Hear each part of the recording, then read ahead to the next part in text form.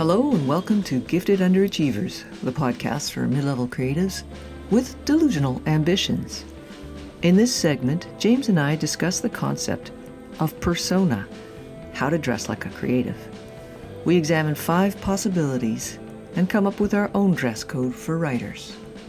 Hope you enjoy. Hey, Okay. Pat. Hey, Pat. Hey, James. Pat. James, what's happening? I can't believe it.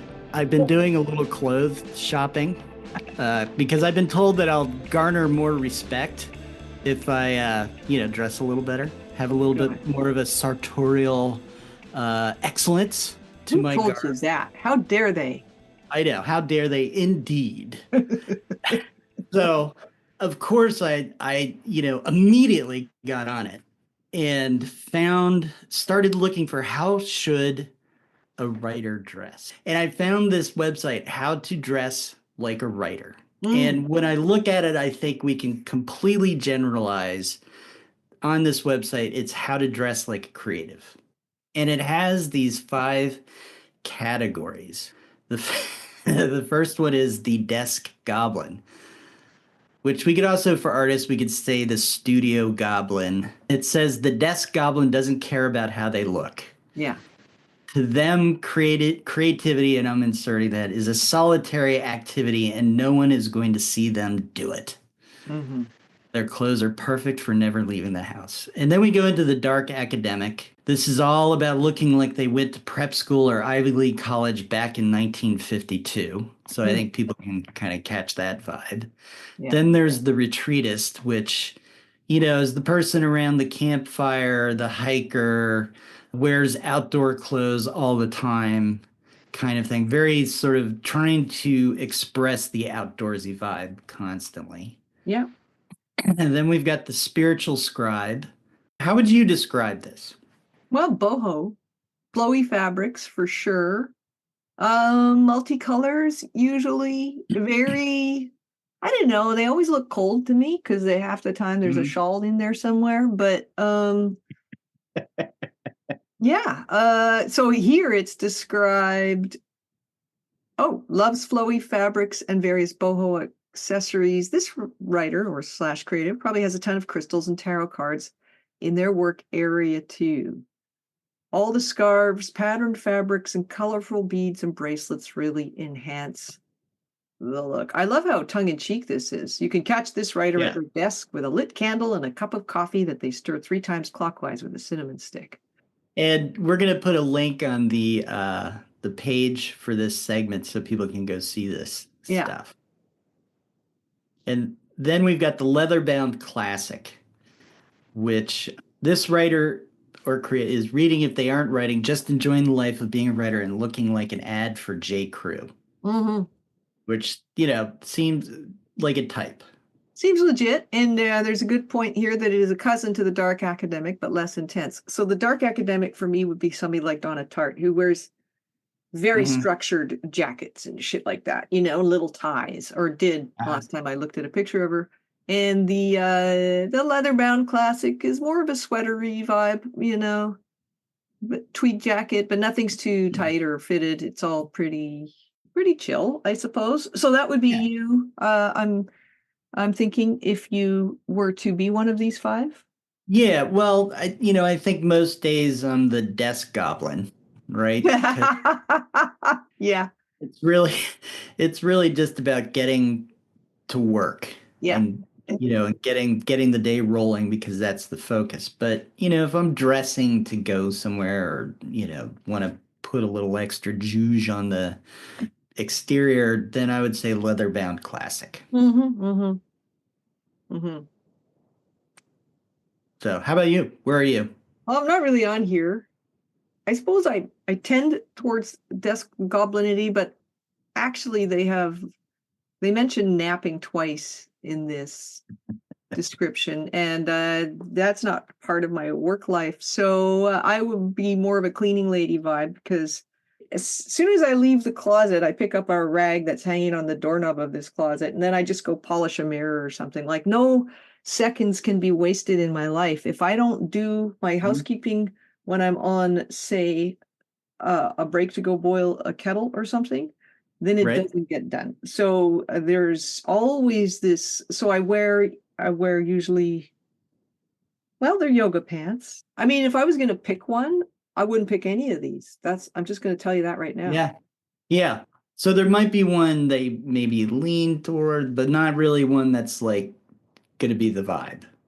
In terms of the cleaning person aesthetic, I have mastered that because nearly all of my clothes have bleach stains. Yeah. Right. And you don't change your pants to go to work. What do you just wear your? Yeah. No. I feel like I need another category. There's got to be a category like we were talking about earlier. I used to want one-piece velour pantsuits that were reversible and just wear one every day of the week, 5 different colors, and then turn them around and wear the next week. A velour pantsuit. A velour pantsuit, yeah.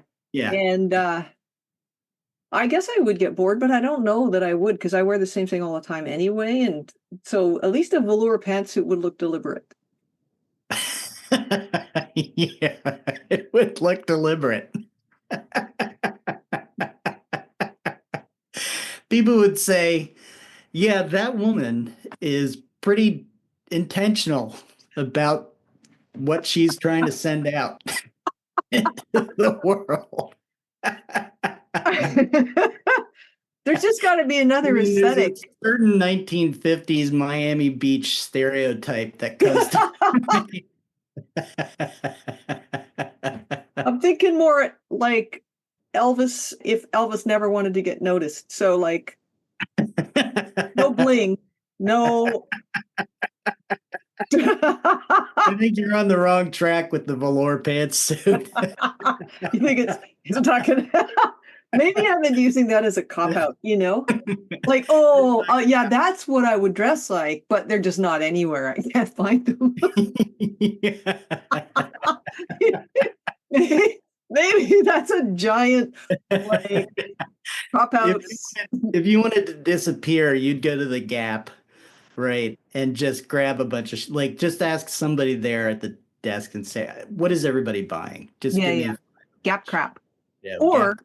If or say go to, I don't know if they have Aritzia down in the States, but go to Aritzia and just do a mannequin. Yeah. And by do a mannequin, you mean copy whatever a mannequin's wearing. Not trying to do your velours. Not put a leg over a mannequin and get dragged away. Yeah. How's your father with a mannequin in a velour pantsuit? You know what? That might be my strategy. The problem is in thrift stores, they don't have mannequins. Nobody gives a shit. Some do. The good, every now and again you can find a mannequin. Right. Well, those are vintage stores. There is a difference. Yeah, that's true.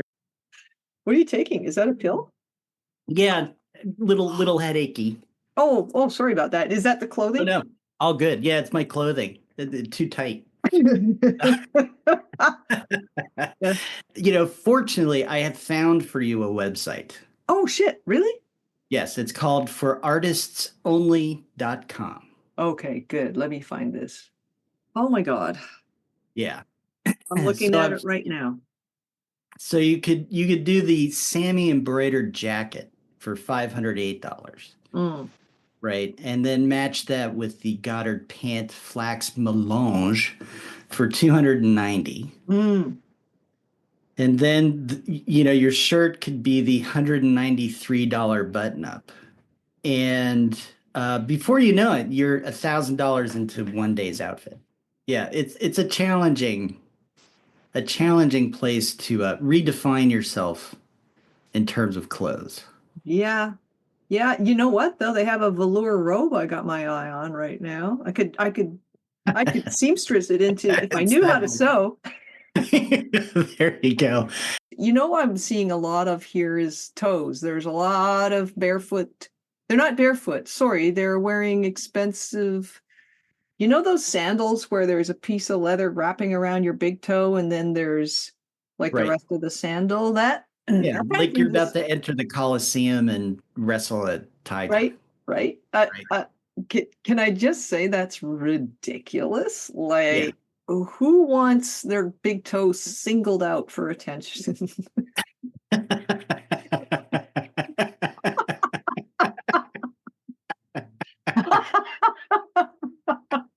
Well, which toe do you prefer singled out? Well, I mean, can't they just all be together like little piggies? Yeah. Okay, let me ask you something. Do you think this is tongue in cheek? What, this whole website? Yeah. No, I think, there's a huge existing, zone of capitalism or whatever you want to call it that is trying to make money off the aesthetic or the nostalgia or the idea of being an artist or creative or a writer or what have you. So this is just smart marketing, probably. And maybe they work in retail, the people who buy these clothes. I mean, well, I don't imagine they do really work. And this is feels like weekend kind of relaxing, dressy, going to the Hamptons, gotta be ready for a cocktail party, trying to put off a vibe. Gotcha. Nice multi-barreled adjective. Yeah. I mean, these prices are, they're spendy. Do I know people who spend this much on clothes? Yeah, if they make 6 figures a year, for sure, but they have to because they're in big jobs, right? Right. Yeah, very interesting. Okay, I like this. I mean, I like that it exists and that I think it's bullshit. That's what I like about it. I kind of like the tongue-in-cheek how to dress like a writer, marissamohi.com. I think that's just Yep. plain old funny. Now let's look at this link you sent me from Tara Lever in UK Pinterest. And as you mentioned, it's an artist's wardrobe with 644 pins, and every single image is of a thin white woman. Right. Thin young white woman. Oh wait, no, there's one Yeah. person who isn't white. Hold on. Okay, but by far the majority. Yes. Yeah, everybody overwhelming else. majority. Yeah, overwhelming majority, thin young white women, sort of grungy, I don't know how to describe it, very flowy.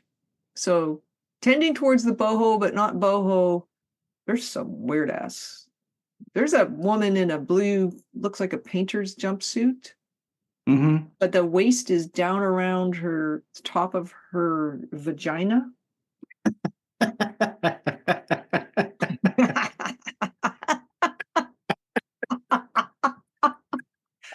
It's like how to look like your legs are 1 foot long.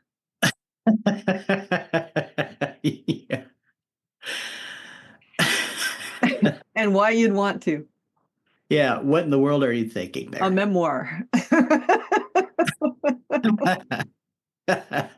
Yeah, and and so looking at this, it's the same. It's style maven, right? And I see you, and I see myself, and maybe most of the people who we interact with in our lives as you wear clothes because they're comfortable.